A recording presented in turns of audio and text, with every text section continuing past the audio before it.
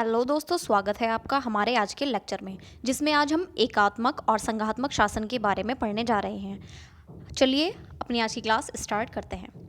तो इसमें फर्स्ट है हमारा एकात्मक शासन। एकात्मक शासन कहते किसे हैं? एकात्मक शासन का क्या अर्थ है? जिस शासन प्रणाली में पूरे देश की सत्ता एक ही केंद्र में होती है उसे एकात्मक शासन प्रणाली कहते हैं। इसमें केंद्र सरकार सर्वोच्च होती है और राज्य या स्थानीय सरकारें केंद्र के अधीन होती हैं। मतलब कि जिस शासन प्रणाली में जो पूरे देश है हमारा, उसकी सत्ता केंद्र में ही होती है। मान लो भारत है, यहाँ पे सिर्फ एक ही सरकार होती, जिसके प्रमुख कौन है? अभी केंद्र के प्रमुख कौन है? हमारे प्रधानमंत्री मोदी जी। ठीक है, अगर ऐसा ही होता कि यहाँ पे सिर्फ मोदी जी की ही सरकार होती, हमारे जो राज्य हैं उनमें सरकारें ना होती, ठीक है, तो हम क्या कह सकते थे कि भारत में कौन सी शासन प्रणाली है? एकात्मक शासन प्रणाली है। इसमें जो केंद्र सरकार है वही क्या होती है? वही सर्वोच्च होती है। वो वहाँ से बैठ के निर्णय लेगी, ठीक है, कि आप देश के अंदर ये वाली पॉलिसी लागू कर दीजिए, ये वाली नीति ले आइए, ये वाले कानून लेकर के आ जाइए। लेकिन क्या है कि अगर एकात्मक शासन होता है ना, वो छोटे देश के लिए तो सही है। अब जो हमारा बड़ा देश है जैसे कि भारत है, और यहाँ पे भाषा भी अलग अलग भाषाएं हैं, धर्म अलग अलग है, सबके सबकी संस्कृति, ठीक है, बोलचाल, पहनावा, खाना पीना अलग अलग है सबका, ठीक है। तो ऐसे ही इतने बड़े देश में एकात्मक जो शासन है वो बिल्कुल भी परफेक्ट नहीं रहता, क्योंकि मान लो मोदी जी ने तो वहाँ से बैठ के अपनी पॉलिसी बना दी कोई, ठीक है, और जो हमारे राज्य है उसको नीड किसी और चीज़ की है ना। उन्होंने वहाँ से बैठ के बना दी कि सभी जगह पानी जाना चाहिए। अब मान लो हमारे यहाँ पानी तो सही आ रहा है, लेकिन हमारे यहाँ लाइट की व्यवस्था है नहीं, ठीक है, तो हमारे लिए पॉलिसी सही होगी? बिल्कुल भी नहीं। हमारे लिए ये पॉलिसी क्या होगी? सही नहीं होगी, क्योंकि हमें नीड किसकी थी? हमें नीड किसकी थी? हमें नीड बिजली की थी, ठीक है, और उन्होंने हमें क्या दे दिया? उन्होंने हमें पानी दे दिया। अब पानी की तो हमें नीड नहीं है, हमें किसकी नीड है? हमें बिजली की नीड है। तो इस वजह से जो एकात्मक शासन प्रणाली है उसके अंदर क्या होता है कि जो हमारी केंद्र की सत्ता होती है उसे जो राज्य के हमारे मुद्दे होते हैं ना, राज्य के मुद्दे उन्हें पता नहीं होते कि राज्य के अंदर आखिरकार मुद्दे क्या हैं, उन्हें किस चीज़ की नीड है, किस चीज़ की नहीं। तो इस वजह से जो बड़ा देश है, इस वजह से बड़े देश के लिए जो हमारी एकात्मक शासन प्रणाली है वो उपयुक्त नहीं मानी जाती। छोटे देश में सही है, वहाँ पे चल जाता है, ठीक है, लेकिन बड़े देश में नहीं, और वो भी भारत जैसे देश में जहाँ पे भाषा बहुभाषी लोग हैं, ठीक है, उनकी बहुसांस्कृतिक है, खाना पीना रिवाज हर चीज़ अलग है, ठीक है, हर धर्म रहता है। अब इसकी परिभाषा, सरल उदाहरण देखिए, जिस शासन प्रणाली में पूरे देश की भारत के पहले संविधान मसौदे में इंग्लैंड की तरह एकात्मक प्रणाली का प्रभाव देखा जा सकता था। बिल्कुल, जो भारत में पहले क्या था, अंग्रेज ही क्या बना रहे थे? नीतियाँ बना रहे थे हमारे लिए, ठीक है, हमें किस चीज़ की नीड है उन्हें मतलब नहीं है कोई, वो तो खैर एक तरीके से हमारा क्या कर रहे थे? शोषण कर रहे थे, ठीक है। अब विद्वानों की परिभाषा देखते हैं हम इसमें। प्रोफेसर गार्नर के अकॉर्डिंग जब पूरे राज्य, अब मैं आपको बता दूं, जो हमारा अगर हम इंटरनेशनल वे में देखें तो देश को क्या कहा जाता है? देश को राज्य कहा जाता है, ठीक है। अब ये राज्य में कंफ्यूज मत होना, कभी आप सोचे कि भाई ये राज्य तो हमारा कर्नाटक हो गया, हमारा उत्तराखंड हो गया, नहीं। अगर आप इंटरनेशनल में बात करेंगे तो राज्य देश के लिए, जो राज्य शब्द है वो किसके लिए यूज़ होता है? देश के लिए यूज़ होता है, ठीक है। तो अब यहाँ पे अगर राज्य वर्ड आएगा तो आपको कंफ्यूज नहीं होना है। अगर किसी जगह राज्य का जो मीनिंग है वह किस में होगा? हमारे राज्य में ही होगा, तो मैं वो बता दूंगी आपको, ठीक है। बाकी इस राज्य का जो पर्पस है वह क्या है? देश से है, ठीक है, देश की बात हो रही है। अब देखिए, एकात्मक शासन वह है जिसमें सभी शक्तियां केंद्र सरकार के हाथ में होती है, बिल्कुल केंद्र सरकार के हाथ में होती है, और स्थानीय निकाय केवल उसके आदेशों पर कार्य करते हैं, बिल्कुल, ठीक है। अब जो समझ गए होंगे आप कि एकात्मक शासन क्या है? शक्ति किसके पास होगी? केंद्र के पास होगी, और जो नीचे के जो आपके स्थानीय निकाय हैं, जो केंद्र ने कह दिया वही करेंगे, वो उससे अलग नहीं करेंगे। वो अगर केंद्र ने बोल दिया कि पानी ही देना है तो वो पानी ही देंगे, वो बिजली नहीं देंगे। अब हमारे यहाँ क्या है? हमारे यहाँ केंद्र की पॉलिसीज अलग है। अब जो हमारे राज्य है, किसी राज्य की नीड कुछ और है, किसी राज्य की नीड कुछ और है, तो वह अपने राज्य की सुविधाओं के अनुसार क्या बनाते हैं? नीतियाँ बनाते हैं और उनको लागू करते हैं, ठीक है। प्रोफेसर गॉर्डनर की हो गई, प्रोफेसर मैकाइवर की मैंने आपको पढ़ के सुना दी।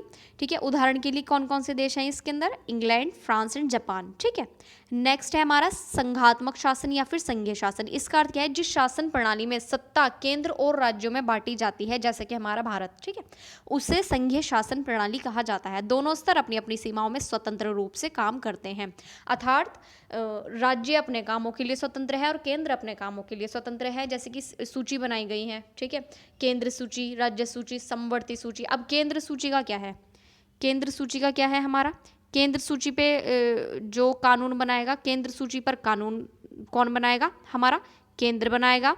और राज्य सूची पर कौन कानून बनाएगा, राज्य सूची पर कानून कौन बनाएगा, राज्य ही बनाएगा। और जो हमारी समवर्ती सूची है, समवर्ती सूची पर कानून कौन बनाएगा, समवर्ती सूची पर राज्य और जो हमारा ये है केंद्र, दोनों कानून बना सकते हैं।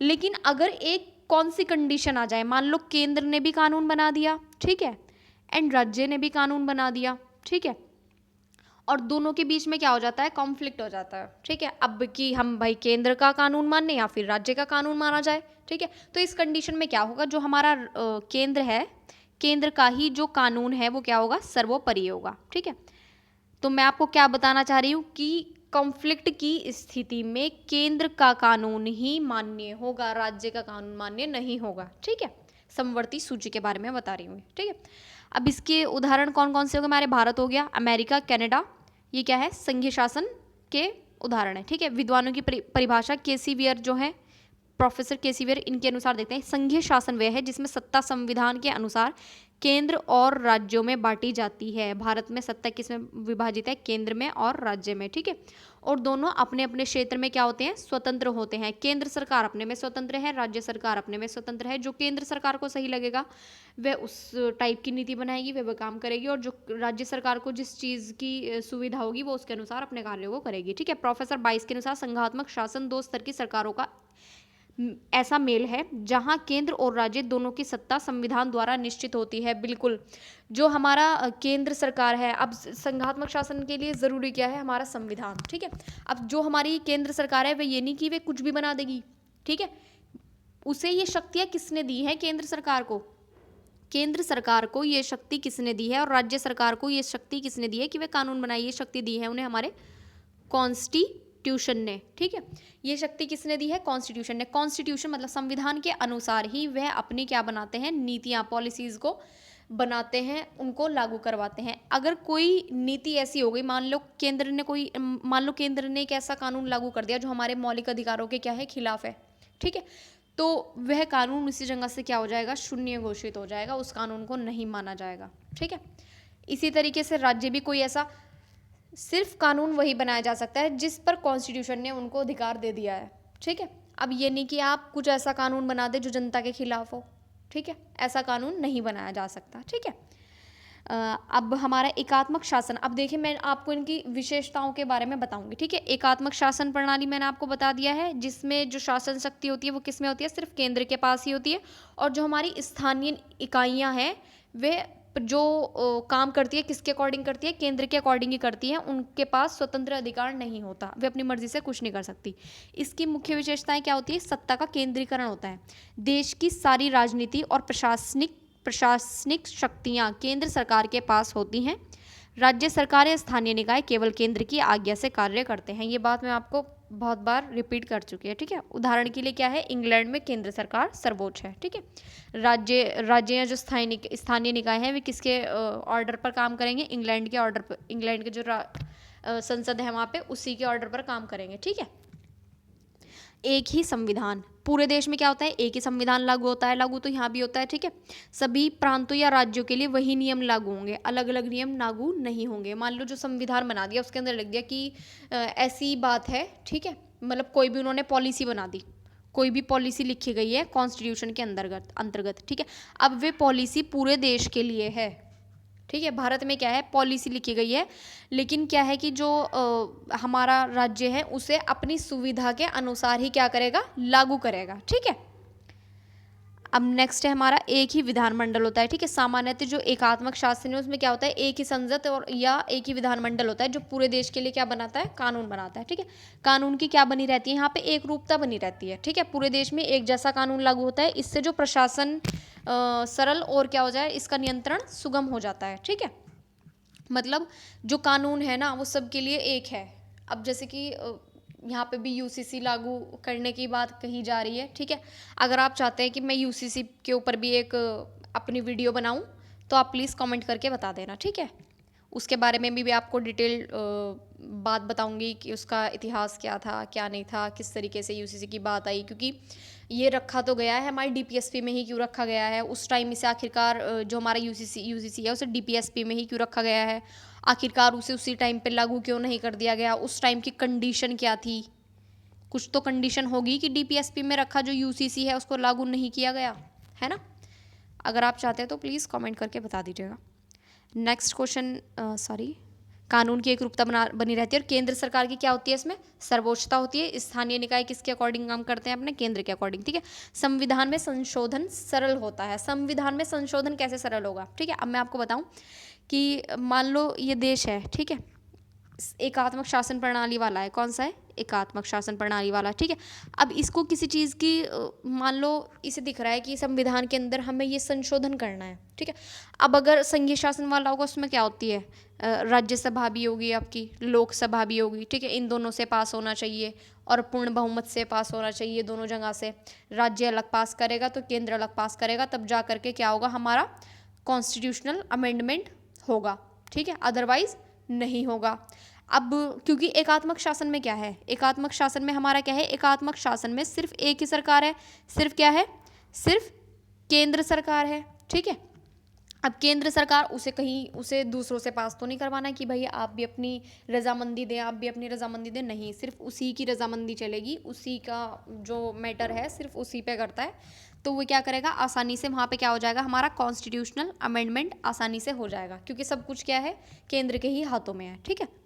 तो संविधान में परिवर्तन करने का अधिकार केवल संसद के पास होता है, राज्यों की सहमति आवश्यक नहीं होती, बिल्कुल, ठीक है।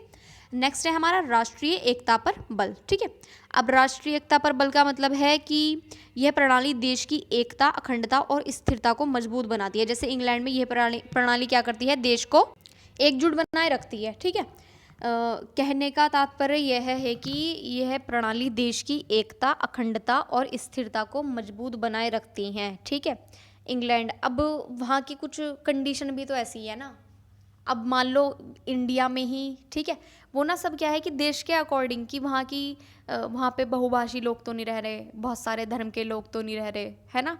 अब मान लो हम यहाँ पे इंडिया के बारे में ही सोच ले, ठीक है, तो यहाँ पे तो क्या हो जाएगा, दंगे फसाद होने लग जाएंगे भाई। हिंदू बोलेंगे तुम ऐसा मत करो, मुस्लिम बोलेंगे तुम ऐसा मत करो, सिख अलग आ जाएंगे, अपनी जनजाति लोग अलग आ जाएंगे, ठीक है। तो नेक्स्ट है हमारा केंद्रीय प्रशासनिक नियंत्रण। अधिकारी, न्यायालय और प्रशासनिक संस्थाएं सभी क्या होती है, केंद्र से निर्देशित होती है। मतलब केंद्रीय प्रशासनिक नियंत्रण ये इसलिए कह रहा है कि जो हमारा एकात्मक शासन है उसके अंदर केंद्र क्या होता है, केंद्र ऑर्डर देगा और उसी से जो हमारे अधिकारी होंगे, ठीक है, जो हमारा न्यायालय होगा, ठीक है, और जो हमारे और भी जो हमारी प्रशासनिक संस्थाएं होंगी, ठीक है। केंद्र ने एक ऑर्डर पास कर दिया यहाँ से कि अब से अगर कोई मान लो 18 साल से कम का बच्चा है, ठीक है, 18 साल से कम का बच्चा है, अगर वह कुछ गलती करता है, ठीक है, तो उसे 10 साल की सज़ा होगी। मतलब कोई अपराध कर दिया तो उसे कितने साल की सज़ा होगी, 10 साल की सज़ा होगी, ठीक है।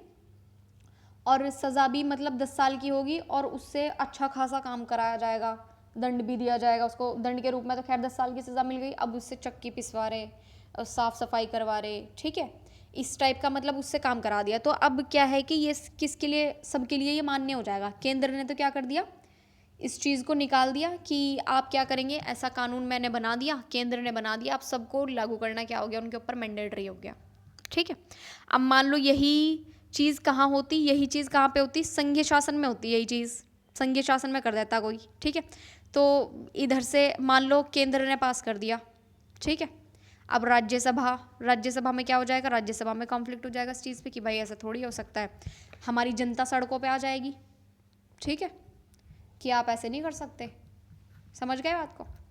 अब नेक्स्ट है हमारा संघात्मक शासन की विशेषताएं। ठीक है, आज मैं सिर्फ यही कंप्लीट कराऊंगी, एकात्मक शासन की विशेषताएं और संघात्मक शासन की विशेषताएं। ठीक है, और प्लीज़ अगर आपको वीडियो अच्छी लगे तो लाइक और एक प्यारा सा कमेंट भी कर दिया करें, जिससे हम भी थोड़े मोटिवेट हो जाएं पढ़ाने के लिए। ठीक है, नेक्स्ट है आपका मुख्य विशेषताएं क्या है इसकी। दोहरी शासन प्रणाली होती है एक तो। ठीक है, ये बात तो सबसे ज़्यादा इंपॉर्टेंट है कि केंद्र शासन होती है और राज्य सरकार।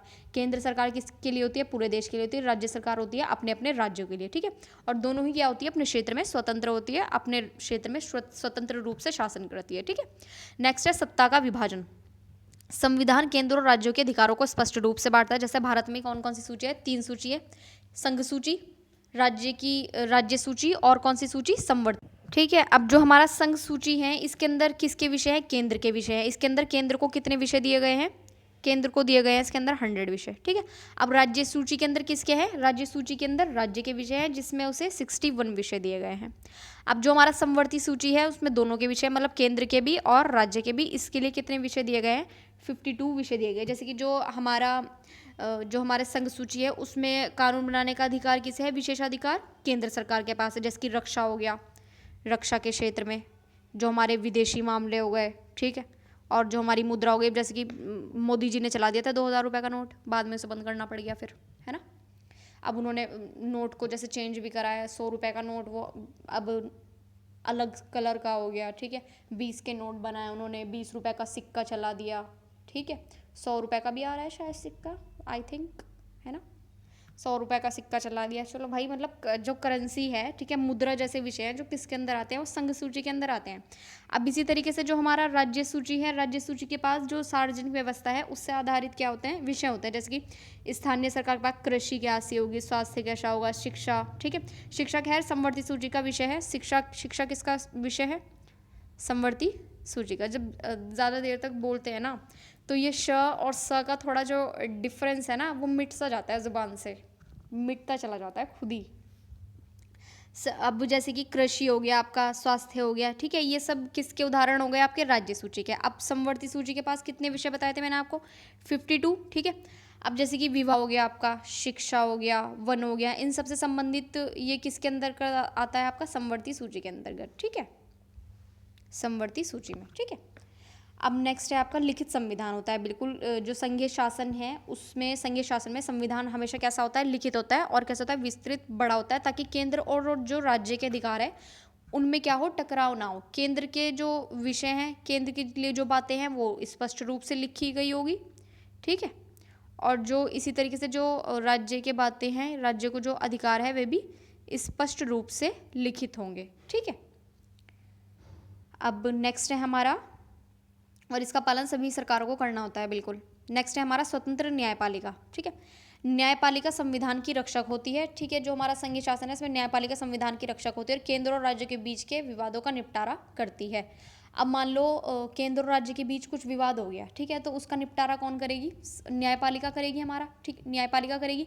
तो न्यायपालिका जो है वो कैसी होती है, न्यायपालिका स्वतंत्र है पूर्ण रूप से। वह, उसे जो गलत दिखेगा ना, उसे केंद्र की गलती दिखेगी तो वह केंद्र को इसके लिए जिम्मेदार ठहराएगी उस काम के लिए, राज्य की गलती दिखेगी तो वो राज्य के लिए। वह क्या होगी, निष्पक्ष रूप से काम करेगी, अपना किसी का पक्ष नहीं लेगी, निष्पक्ष रूप से क्या करेगी, अपना कार्य करेगी। ठीक है, जैसे भारत का क्या है, सर्वोच्च न्यायालय। ठीक है, संविधान में संशोधन क्या होता है, इसमें कठिन होता है। बिल्कुल, मैंने आपको अभी थोड़ी देर पहले भी बताया कि जो संघीय देश है उसमें संविधान में बदलाव के लिए केंद्र और राज्य दोनों की सहमति आवश्यक होती है। ठीक है, इस वजह से जो संविधान है हमारा, ठीक है, क्या होता है वो, उसमें एकदम संशोधन नहीं किया जा सकता। ठीक है, इसलिए संविधान क्या है, स्थिर और टिकाऊ भी रहता है। ठीक है, अब मान लो कुछ पॉलिसी बना दी केंद्र सरकार ने, लेकिन वो अच्छी नहीं है, तो क्या करेंगे, कॉन्स्टिट्यूशन में अमेंडमेंट करने के लिए केंद्र सरकार ने कोई पॉलिसी बना दी कि हम इस चीज़ को हटाना चाहते हैं। मान लो केंद्र सरकार बोल दे कि हम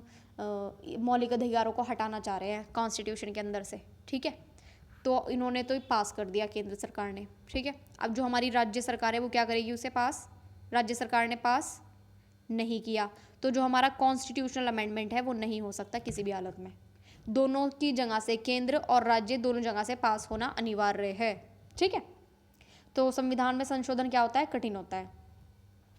अब है और अच्छा भी है संविधान में संशोधन कठिन होना, क्योंकि अगर एक के पास मान लो केंद्र सरकार को आपने संविधान में संशोधन करने की शक्ति दे दी, तो वे तो क्या हो जाएगी, मनमाने तरीके से अपना शासन चलाने लग जाएगी, है ना। उसकी जो इच्छा होगी वो करेगी, ठीक है। तो ये अच्छा भी है, ठीक है। राज्यों की स्वायत्ता, ठीक है। राज्य की स्वायत्ता मतलब राज्य जो है वो अपने क्षेत्र में क्या है, पूर्ण रूप से स्वतंत्र हैं, ठीक है। राज्य अपने क्षेत्राधिकार में केंद्र की अनुमति के बिना निर्णय ले सकते हैं, उसकी अनुमति के बिना काम कर सकते हैं। इससे स्थानीय समस्याओं का हल क्या हो जाता है, आसानी से हो जाता है, ठीक है। जिसे अपनी क्योंकि जो राज्य है वो अपनी सुविधा के अनुसार क्या करते हैं, फिर कामों को करते हैं। मान लो किसी जगह टॉयलेट की व्यवस्था नहीं है, वे टॉयलेट बनवाएंगे। किसी जगह पानी की व्यवस्था नहीं है तो पानी के ऊपर काम करेंगे। किसी जगह बिजली की व्यवस्था नहीं है तो वे बिजली के ऊपर काम करेंगे। कहीं की सड़कें खराब है तो वे क्या करेंगे, सड़कें बनवाएंगे, ठीक है, सड़क बनवाएंगे, ठीक है। अब क्या है, संघीय भावना, ठीक है। इस प्रणाली में देश के विभिन्न राज्यों, भाषाओं और संस्कृतियों को एक संविधान के तहत जोड़ा जाता है। एकता में विविधता की भावना को यह शासन सबसे अच्छा दर्शाता है। बिल्कुल, एकता में विविधता मतलब कि जो भारत है उसमें कितने बहुभाषी धर्म हैं, ठीक है, बहुभाषा के लोग हैं और बहुधार्मिक है, ठीक है। संप्रदाय सबके अलग अलग है और जनजाति लोग भी रहते हैं, ठीक है। लेकिन सबके लिए क्या है कि सबको किसके तहत जोड़ दिया गया है, संविधान के अकॉर्डिंग जोड़ दिया गया है कि जो सब कुछ चलेगा ओबीसी, ठीक है, ओबीसी, एससी, एसटी सब के लिए आरक्षण अगर दिया गया है, किसके अकॉर्डिंग दिया गया है, संविधान के अकॉर्डिंग दिया गया है। अब वे इसके ऊपर बहस नहीं कर सकते, क्योंकि जो संविधान है वो बहुत मेहनत से लिखा गया है, ठीक है। और सभी की इसके अंदर उस टाइम की और जो हमारे भविष्य में भी कंडीशंस हो सकती हैं, सबको सोच करके बहुत ही अच्छे तरीके से मतलब लिखा गया है भारत का संविधान, ठीक है। अब एक क्या है, विकेंद्रीकृत शासन प्रणाली। बिल्कुल, इसमें जो प्रशासनिक अधिकार है वो नीचे तक बढ़ जाते हैं, जिससे शासन जो है वो अधिक जनतांत्रिक बन जाता है, ठीक है। बिल्कुल अच्छी बात है। केंद्र है, केंद्र के नीचे राज्य सरकार है, राज्य के नीचे फिर क्या हो गई आपकी जिला अधिकारी हो गए, फिर जिला से नीचे उप जिला अधिकारी हो गए, फिर आपकी स्थानीय सरकारें हो गई, जिला वो सरपंच हो गए, ठीक है, ग्राम सभा, यहाँ पे नगर निगम हो गए, ठीक है। इस तरीके से क्या है कि छोटे छोटे ब्लॉक्स वगैरह में पूरा जो देश है वो बटा हुआ है, जिससे क्या होती है, अधिक जनतांत्रिक बन जाती है। जो हमारी आम जनता है वे भी किस में, आपके प्रशासन में भाग ले पाती है, ठीक है। जो हमारी आम जनता है वे भी प्रशासन में, और वे भी चुनाव में खड़ी हो पाती है, लोगों से, अधिक लोगों से जुड़ पाती है, ठीक है। और इसी तरीके से क्या है कि जब प्रशासन में भाग लेगी तो क्या होता है, जो हमारा देश है वो क्या बन जाता है, अधिक लोकतांत्रिक बन जाता है, ठीक है, अधिक लोकतांत्रिक बन जाता है, ठीक है। तो आई होप आपको आज का लेक्चर समझ में आया होगा। Thank you for watching. हम आज के लेक्चर को यहीं पर समाप्त करते हैं।